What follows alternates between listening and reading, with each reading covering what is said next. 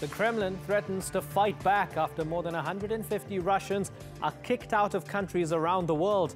A rising tension setting the scene for a new Cold War. I'm Imran Gata, and today's newsmaker is the mass expulsion of Russian diplomats.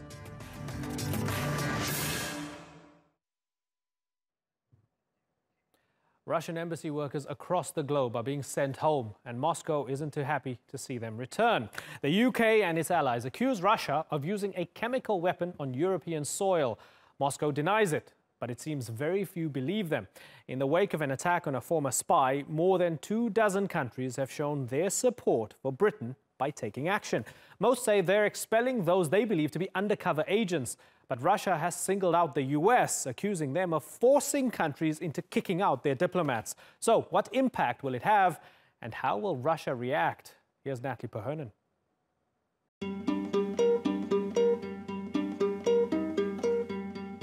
In a united response to the poisoning of a former double agent in the UK, more than 25 countries have joined Britain in expelling Russian diplomats. It is part of a pattern of increasingly aggressive Russian behaviour, but also represents a new and dangerous phase in Russia's hostile activity against Europe and our shared values and interests. Together we have sent a message that we will not tolerate Russia's continued attempts to flout international law and undermine our values. Former Russian spy Sergei Skripal and his daughter Yulia may never fully recover after they were targeted with a nerve agent in the English town of Salisbury. The UK government says Russia is responsible. Russia says that's nonsense. This is the result of colossal pressure, colossal blackmail, which is the main instrument of Washington on the international arena. The US is expelling 60 Russian officials. It says that will make America safer by reducing Russia's ability to conduct covert operations. But the Russian government must understand that there are serious consequences for its destabilizing actions.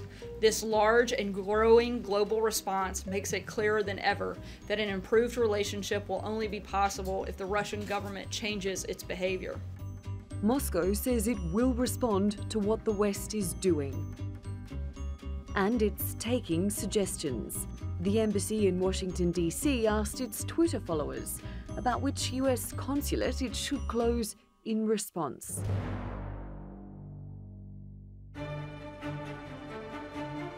Russia, or rather the Soviet Union, has been here before.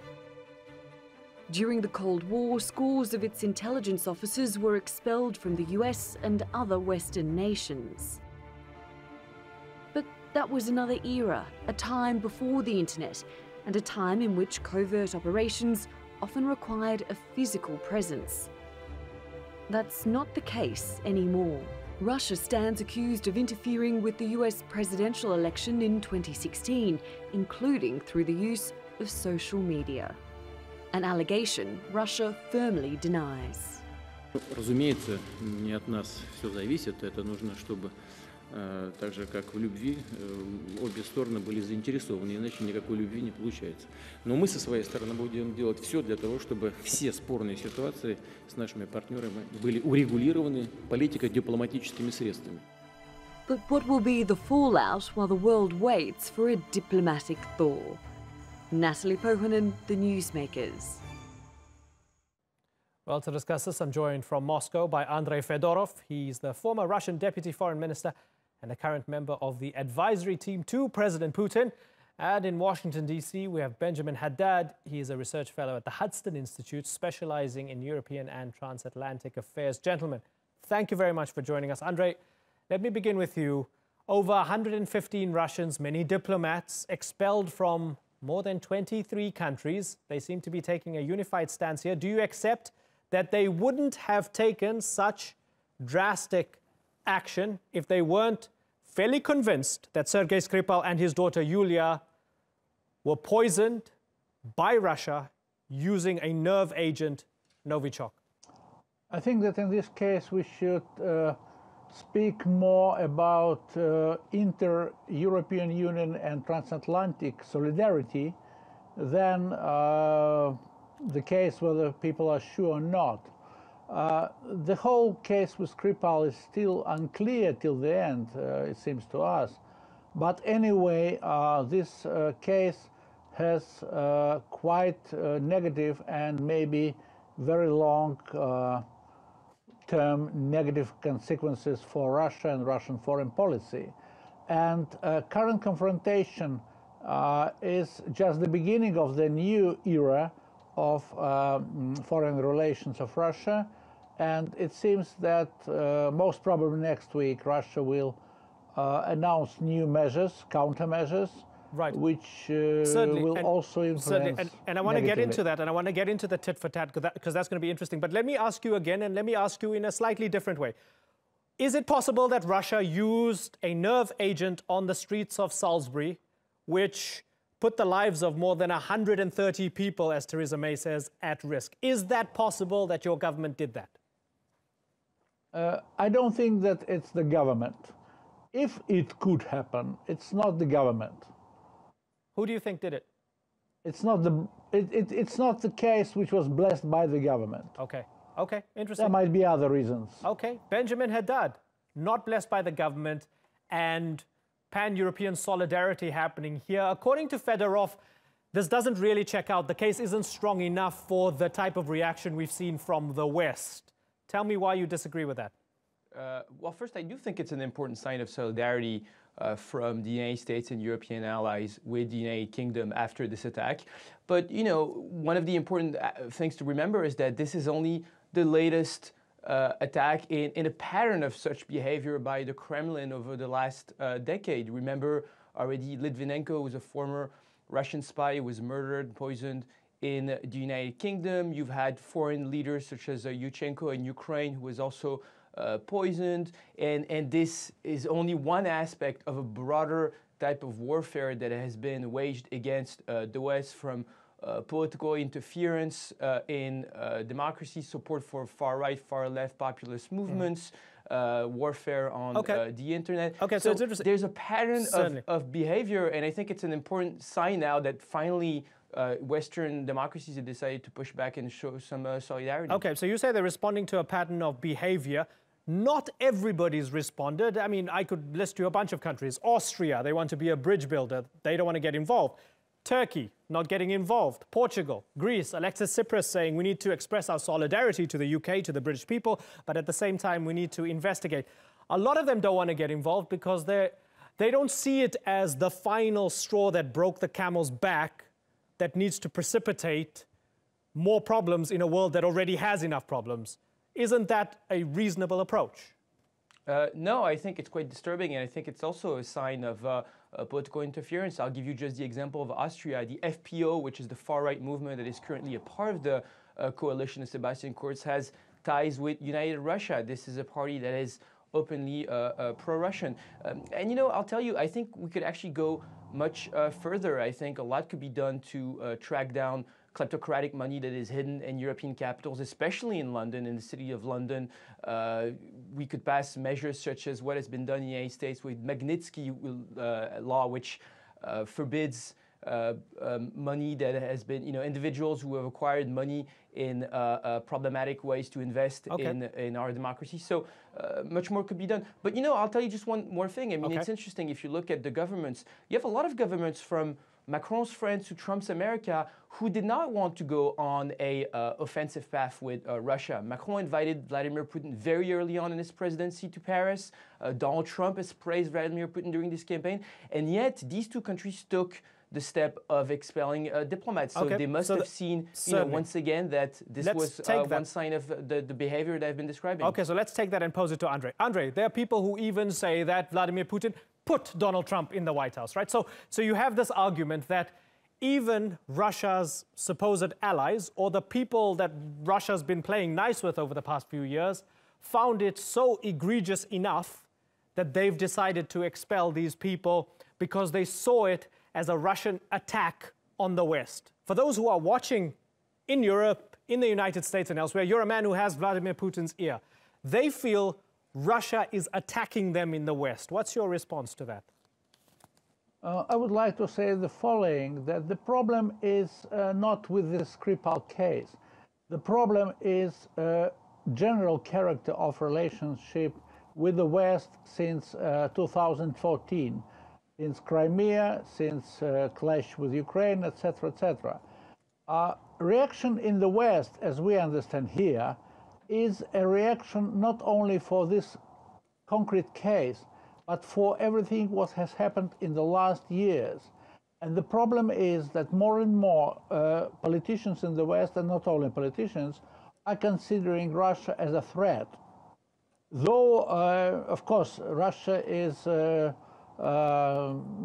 not only a black sheep in the family, but of course Russia is trying to use different ways and means to increase its influence and to play its own game. It's a normal so let me ask you then, and political life. And sorry to ask you the same question again. Russia's trying to use different ways and means in order to play the game. Is one of those ways and means to assassinate dissidents in the cities of other countries, whether by nerve agents or a bullet to the head? No, I don't think so. I think it's we should consider such cases as this one, as Litvinenko, or the cases from the time of the Soviet Union, as a special thing. It's, I think it's a special package because it's linked with a very delicate sphere of secret services.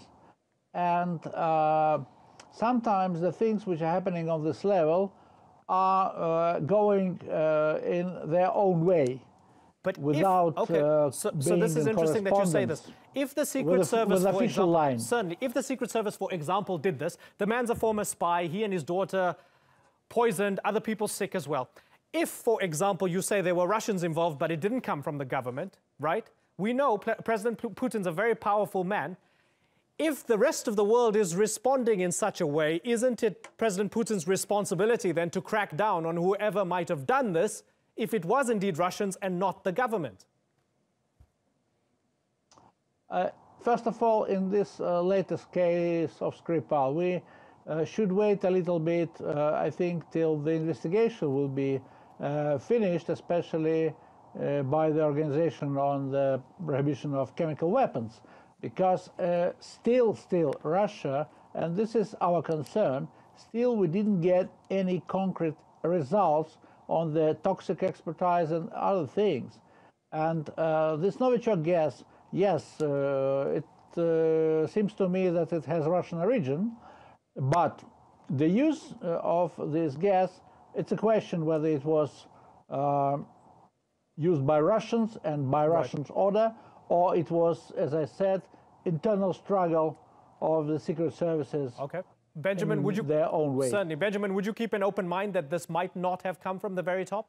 Well, I'll tell you two things. I mean, the first one, I agree with what was said. Yes, of course, it's to be put in the broader context of the last few years, the invasion of Ukraine, the annexation of Crimea, the downing of the European flight MH17 over Ukraine. And this, of course, creates a pattern of distrust. And so, you know, a lot of European governments are not disposed to trust the Kremlin's rhetoric on this. And you also had the interference in the 2016 American campaign, the 2017 French campaign. So I think that's the first thing. And the second thing, as I said earlier, I didn't see the confidential documents that allowed the governments to come to the conclusion that the Kremlin was linked to the Skripal assassination.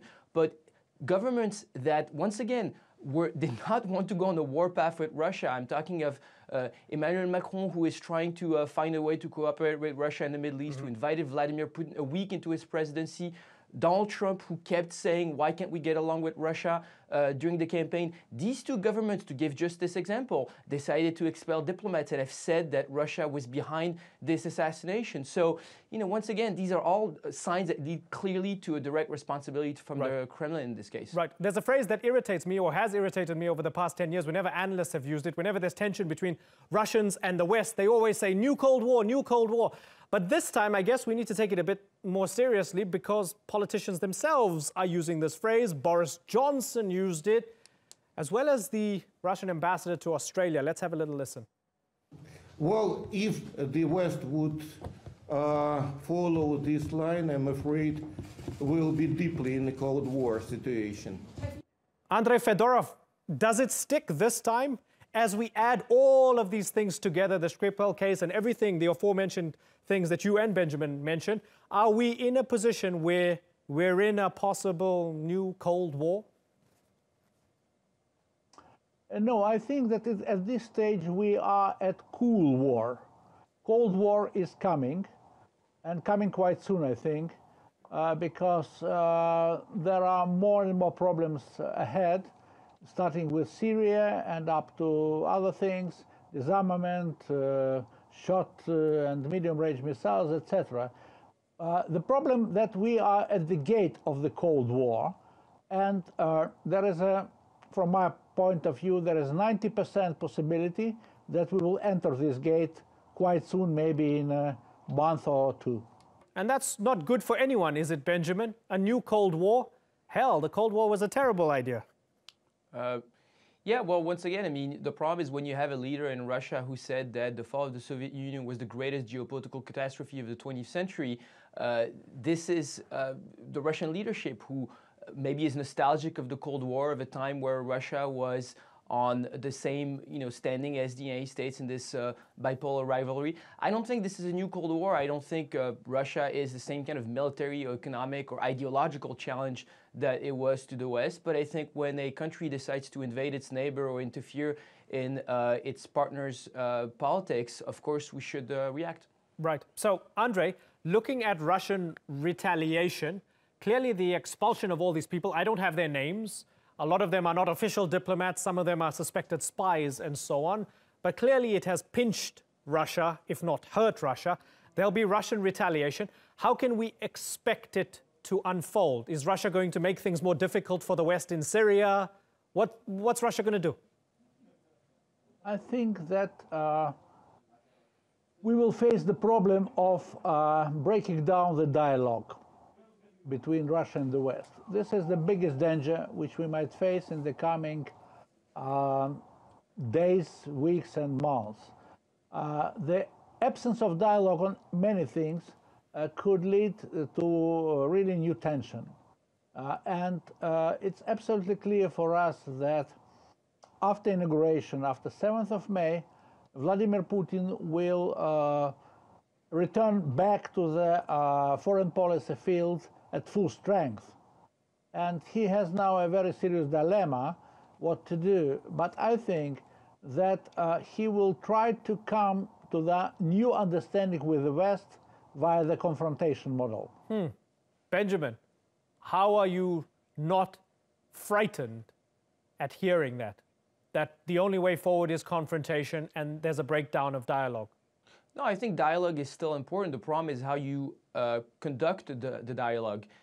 Dialogue should not be just giving in to what the Kremlin is doing or asking. It should be having very strict red lines. It should be defending our own interests and values.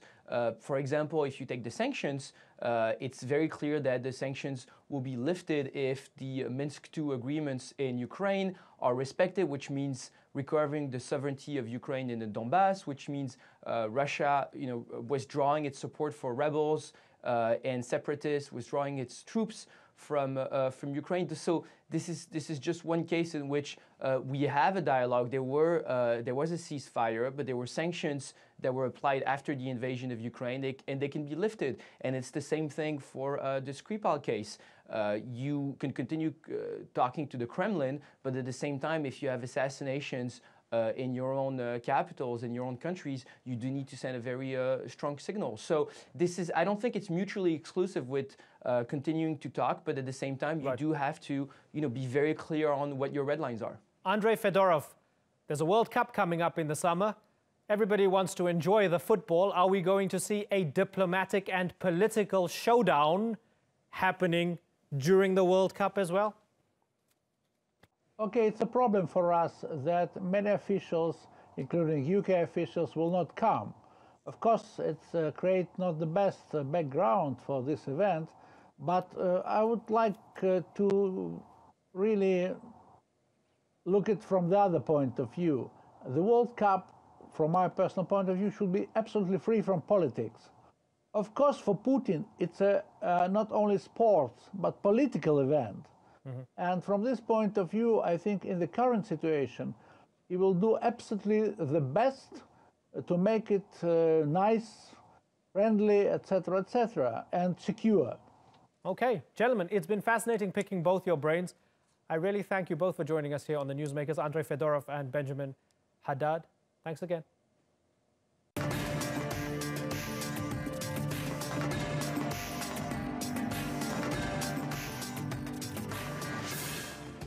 Still ahead on the Newsmakers, a deep dive into corruption in Peru. Dodgy deals claim the political life of the president. What can be done to clean up the country? And Brazil's former president, Lula Da Silva, edges closer to jail as he loses his latest appeal. We ask his lawyer why they're convinced the trial is politically motivated.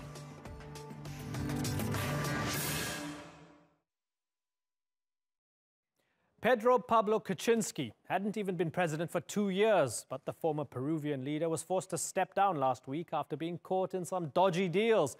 He's accused of having decades-old business ties to a Brazilian construction firm at the center of one of Latin America's biggest corruption scandals. But it was secret video recordings that proved the final nail in the coffin. They're alleged to show government officials attempting to bribe the opposition into stopping his impeachment. Now Kuczynski is banned from leaving the country as prosecutors probe the allegations against him. Sandra Gatman reports.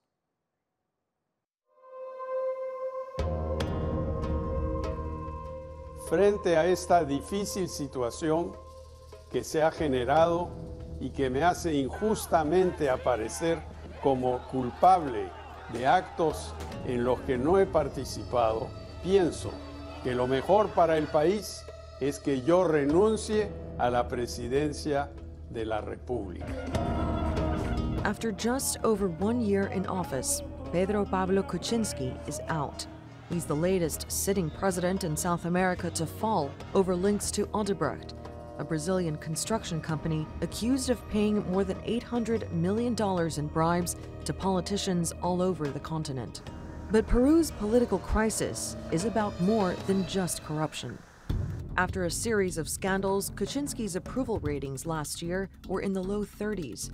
He faced impeachment calls by the country's opposition party, Popular Force, headed by Keiko Fujimori, who's the daughter of jailed former president Alberto Fujimori. But Kuczynski survived the vote, getting unlikely backing from Keiko's brother Kenji Fujimori, a Popular Force congressman.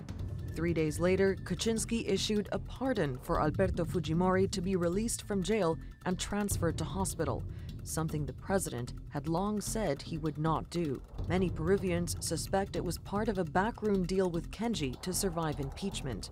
The siblings clashed, and Keiko expelled Kenji from the party.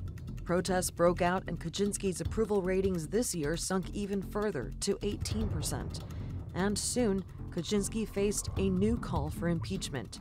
But just before the vote, Popular Force released videotapes showing Kuczynski's allies, including Kenji, trying to buy the support of Moises Mamani, an opposition congressman loyal to Keiko, who set up the secret filming. Both Kenji and Kuczynski deny any wrongdoing and say they've been framed. Lo que ha sucedido debe marcar el punto final de una política de odio y confrontación. Peru now has a new president, Martín Vizcarra, who's pledged to stamp out corruption. In just 1 week's time, he'll host the Summit of the Americas, inviting leaders from all over the continent, including President Trump. The theme, fighting corruption, a quest which some now feel Peru should no longer be leading. Sandra Gatman, The Newsmakers. Well, joining us now is Victoria Gaitan in New York. She's the program manager at Global Americans, a think tank focused on human rights, democracy and social inclusion in Latin America. From London, we have Javier Farge. He's a Peruvian journalist and analyst in Latin America affairs. And completing our panel from Bogota is Mark Chernick. He's a former director of the Center for Latin American Studies at Georgetown University. And thank you all for joining us here on the Newsmakers. Let me begin with you, Victoria, and it's a question that I'll ask of all of you up front. Victoria, is corruption endemic in Peru? Well, it is certainly a very worrisome problem, especially given the fact that President Peru's resignation last week is settling the country in a political instability that incoming President Martín Vizcarra will have to face both domestic challenges, a fragmented Congress, Fujimorismo, and also international challenges. Right.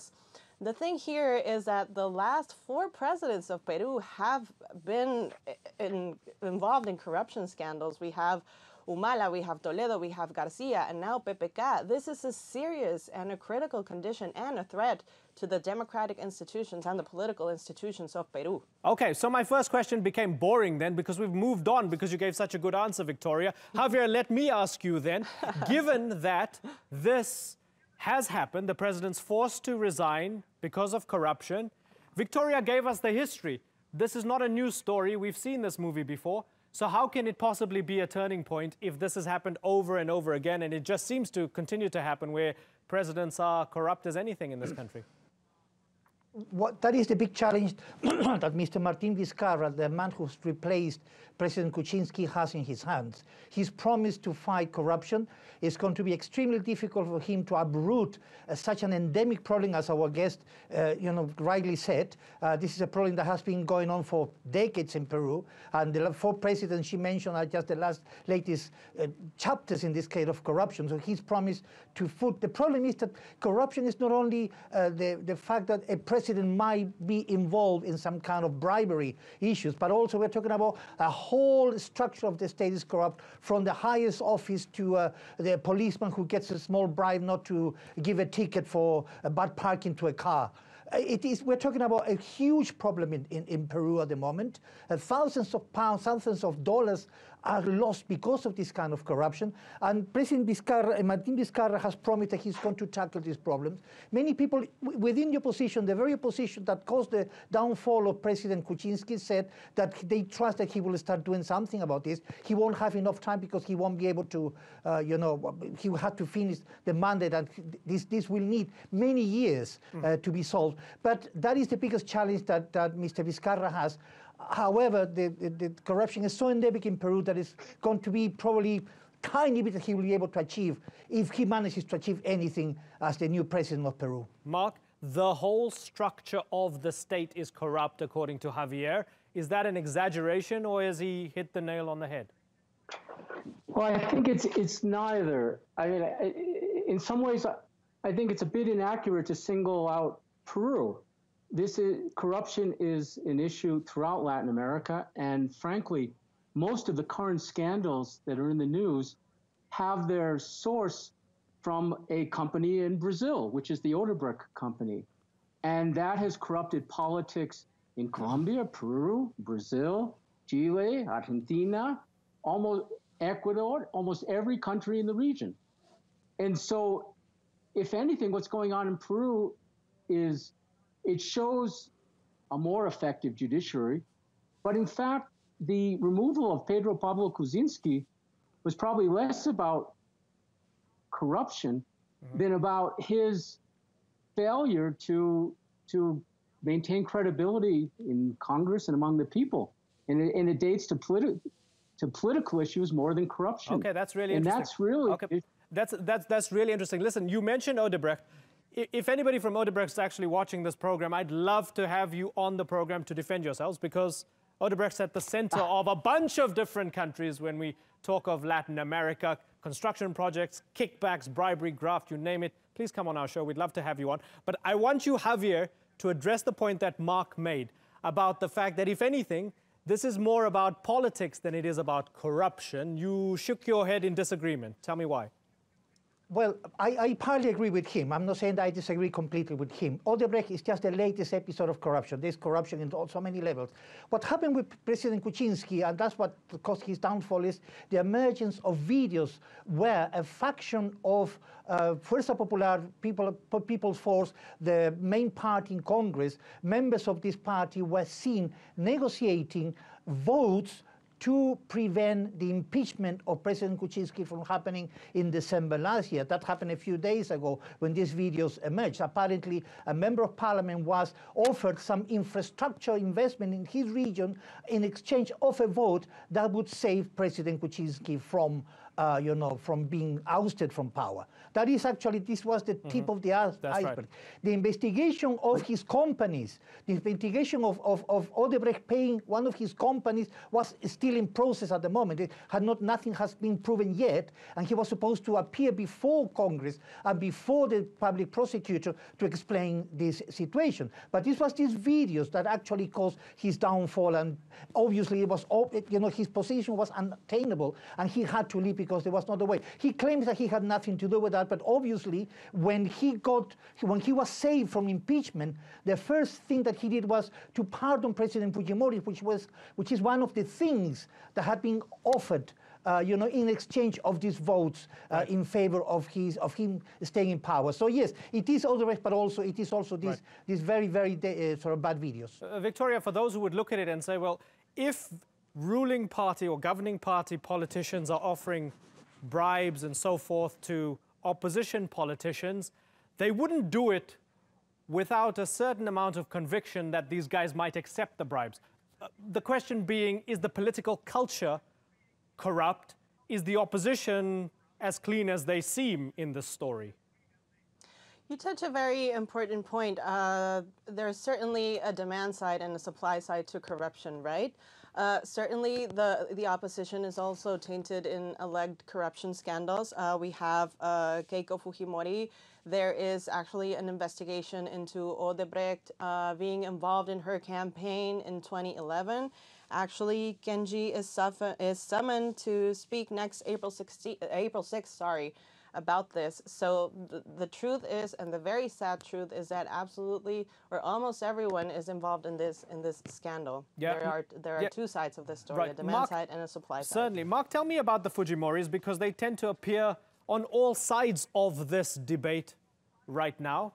They're fascinating, aren't they? Well, fascinating is one word. It underscores the issue that corruption is the banner that's being put forward, but this was really a power play. When charges of corruption were leveled at President Kuczynski back in January, he made a deal. He made a deal with Fujimori's son, who's a leader in Congress, and he saved himself.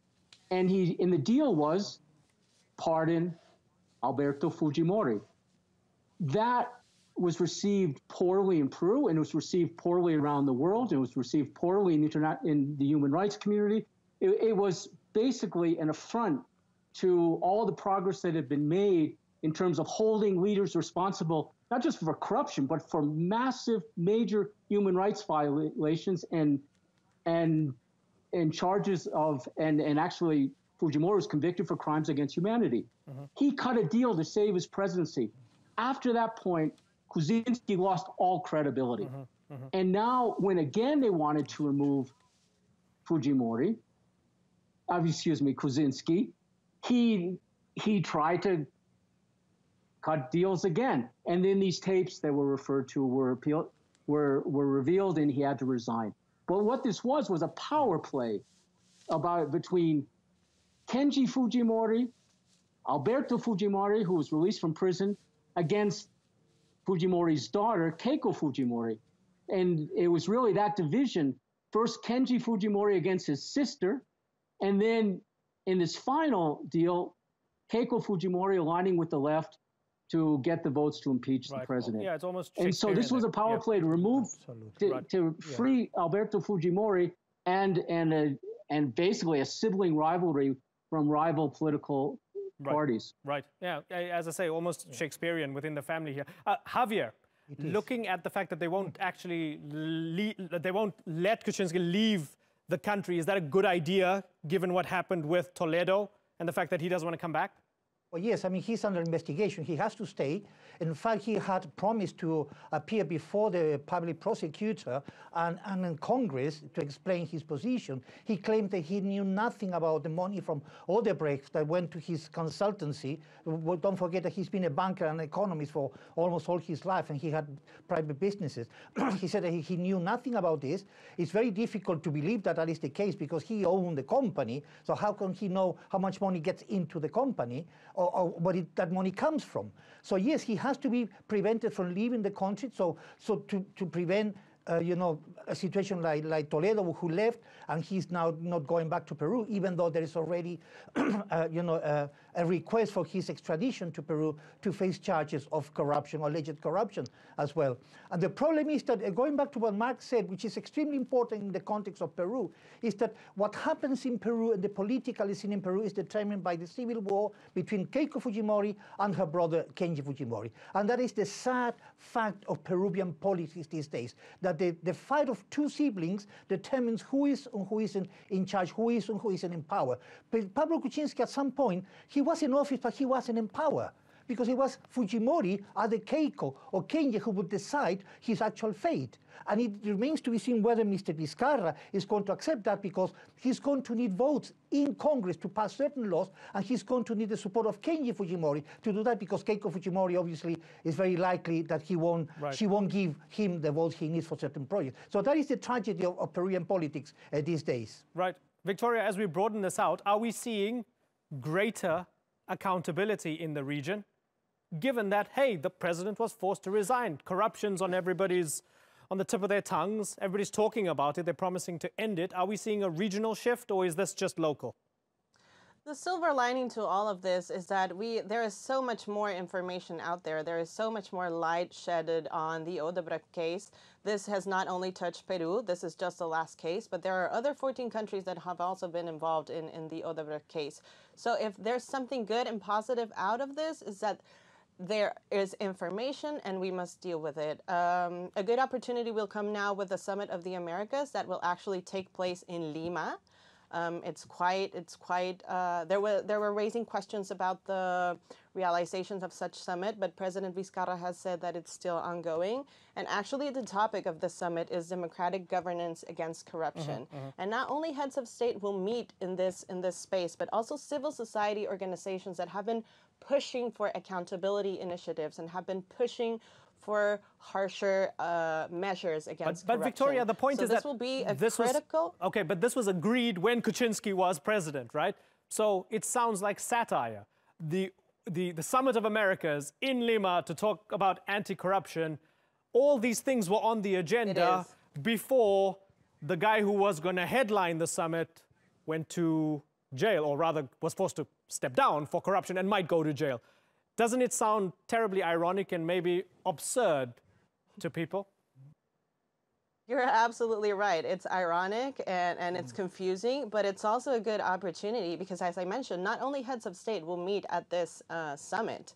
It will not only be canceled, that is good news, but also civil society organizations and other members of non-governmental organizations will meet at the summit, and they will have an opportunity to share with their peers measures, initiatives, strategies that both have worked and have not. So if there is a silver lining and if there is something positive coming out of the summit, is the recommendations of civil society. Right. So I remain optimistic. This is not a lost case. Not only it's confusing and it's ironic, yes, but this has been happening in Latin America for over a year now, Odebrecht specifically. So this summit is much needed and much urgent to nail down accountability actions towards governments. Right. Mark, are you as optimistic about the Summit of Americas and what it can achieve? No, I'm not. Corruption is as they say in the United States, everyone's for corruption. It's like being for apple pie. And so all politicians are against corruption, and politicians are using accusations of corruption against their enemies. And look at country after country, corrupt politicians are accusing corrupt politicians of corruption. In some cases, corrupt politicians are being forced to resign or moved from office. And then another corrupt politician comes in. And so I'm not fully optimistic that we're seeing major progress. We are seeing stronger judicial action for good and for bad. Good politicians are being smeared, but we are seeing some judicial action, and we're seeing it, as was just mentioned, civil society. If there's going to be change here, it's going to be movements from civil society. Right. But this is a long process, and it's in every country in different ways. It's being It's the process of anti-corruption is being corrupted by the politics of the country. Right. Very finally, Javier, dirty politicians accusing dirtier politicians, or is there an opportunity here? Are we on the cusp of something good that might happen? I don't think I agree with Mark about the summit. It won't make any difference. But I have a note of optimism about Peru. I have to. I'm a Peruvian. I'm hoping that something will get better. Martin Vizcarra has a very good background. He was the president of the region of Moquegua in the southern part of Peru. Peru is divided in regions, and each region has a president. And he was a president in 2010. He did a very good job there. His region was #1 in education. He solved a potential mining conflict in 2012. He doesn't seem to be involved in corruption because he was always in the private sector and he was never involved in public life until recently. And he's been very quick to start solving problems like going to the region in Piura, in the northern part of Peru, to try to solve the problem caused by the Niño phenomenon. So I'm going to give a note of optimism. I think that Vizcarra has a unique opportunity to start tackling this problem. He won't solve it, but he can start, and it will be up to future governments to continue this work. So I hope that Mr. Vizcarra does the job properly, and if he does, then we might be able to see the beginning of the end. It's going to be a long process, but the beginning of the end of corruption, at least in the case of Peru. Okay, I've got a wrap. Javier, Victoria, and Mark, I thank you all for joining us on the Newsmakers. After this conversation, I'm a little better informed about power and money in Peru than I was before. Thanks again.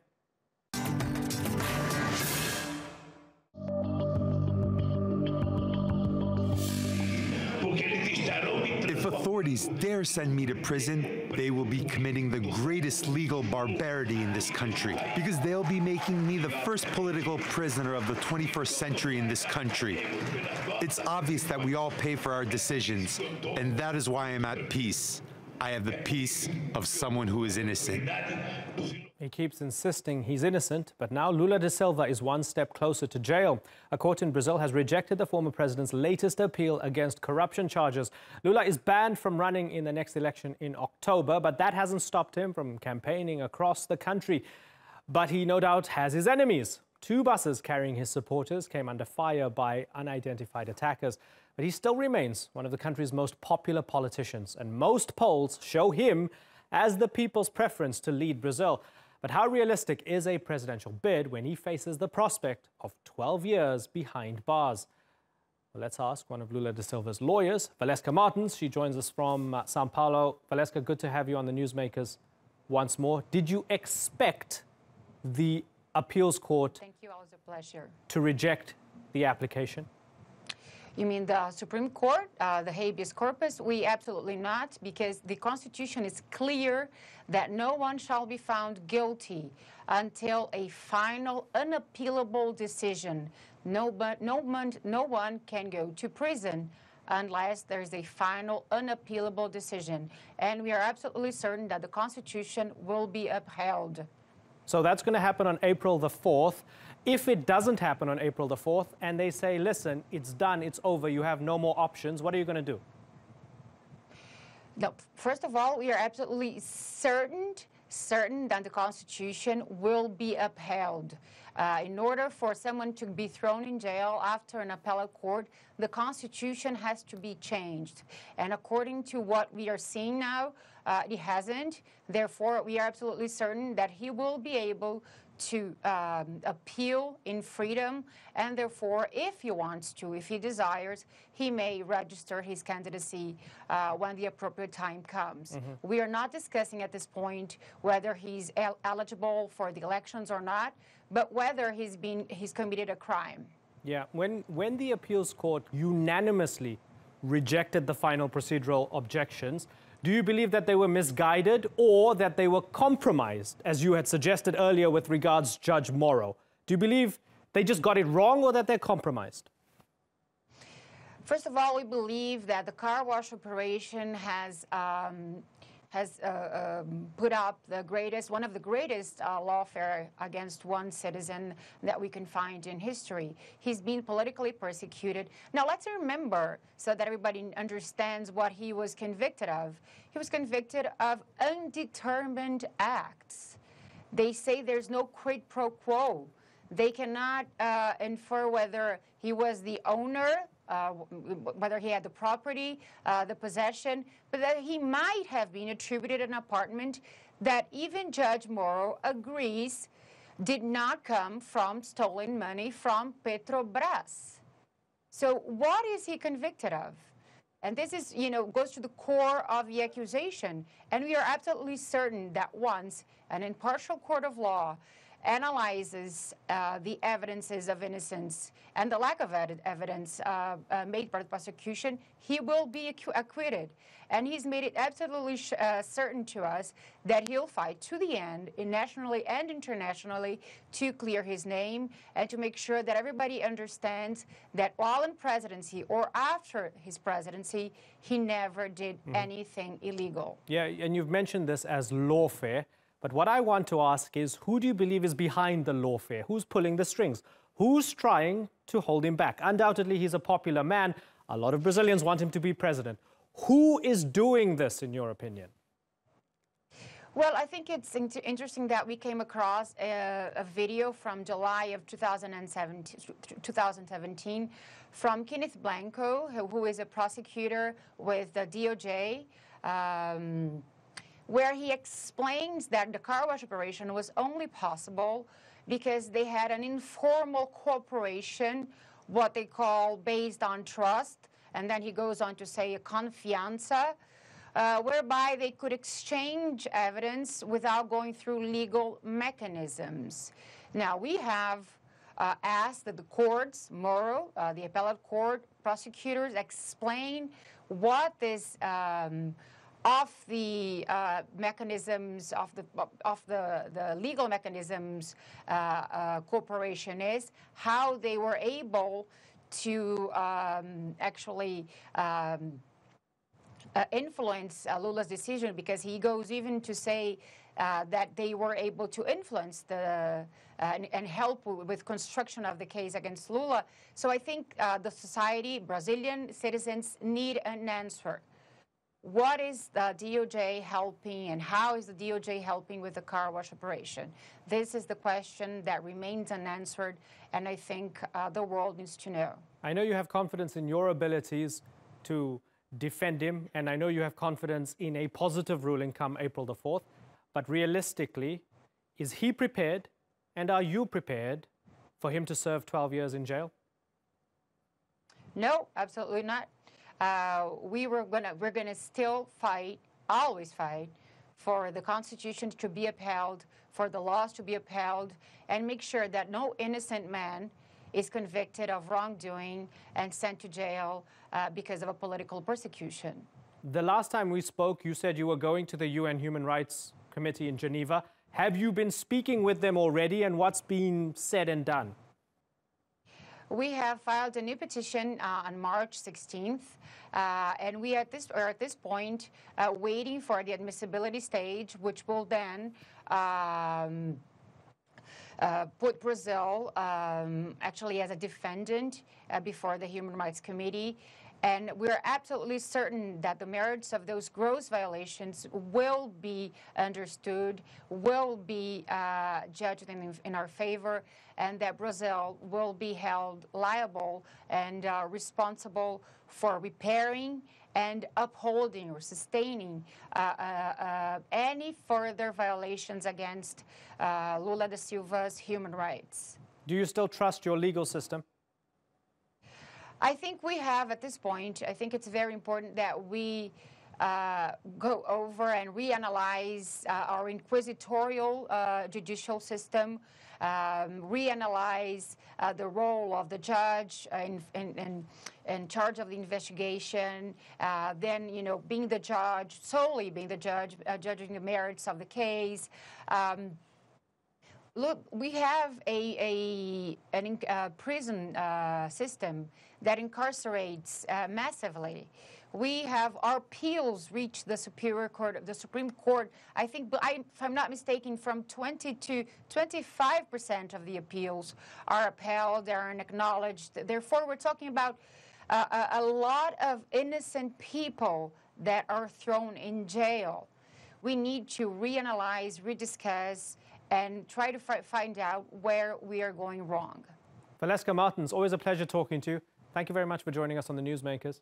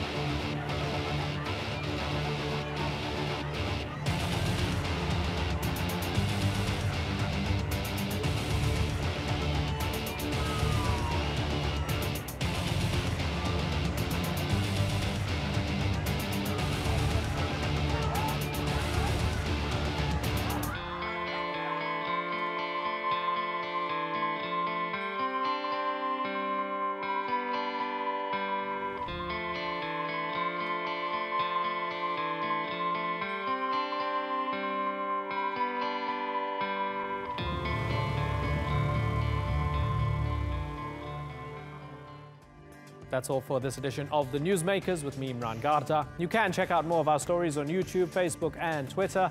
Remember to like, follow and subscribe.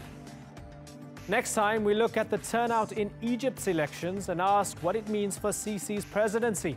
Until then, thank you for watching. Bye-bye.